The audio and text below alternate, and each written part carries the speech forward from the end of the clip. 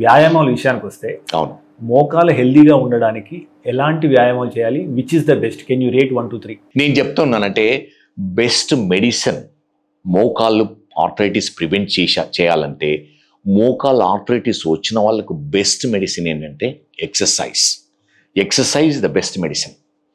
Simple biomechanics ఏంటంటే, మనం నార్మల్గా నడిచినప్పుడు 5-6 times of body weight knee joint మీద పడుతుంది బికాజ్ ఆఫ్ మసిల్ కంట్రాక్షన్. అదే విధంగా మెట్లు ఎక్కి దిగినప్పుడు 10 times of body weight pass అవుతుంది ఈ జాయింట్. కింద కూర్చొని లేచినప్పుడు 15 టైమ్స్ బాడీ వెయిట్ పాస్ అవుతుంది. అందుకని మన కండరాలు బలంగా ఉంటే 50% ఆఫ్ ది వెయిట్ మసిల్స్ తీసుకోవాలి, 50% ఆఫ్ ది వెయిట్ నీ జాయింట్తో పాస్ అవుతుంది.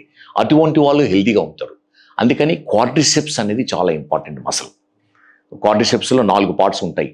మనము స్ట్రైట్గా నించున్నామంటే ఈ క్వాడ్రిసెప్స్లో ఒక మసిల్ ఇంపార్టెంట్, ఎందుకంటే అదర్వైజ్ అందరూ క్వాడ్రిపుట్స్ ఉంటారు. ఎనిమల్స్కి మనకి డిఫరెన్స్ అంటే ఈ క్వాడ్రిసెప్స్ వల్లనే మనం స్ట్రైట్గా నించుంటాం. అది మనము నొప్పి వల్ల తొందరగా శ్రింక్ అవుతుంది, వీక్ అవుతుంది.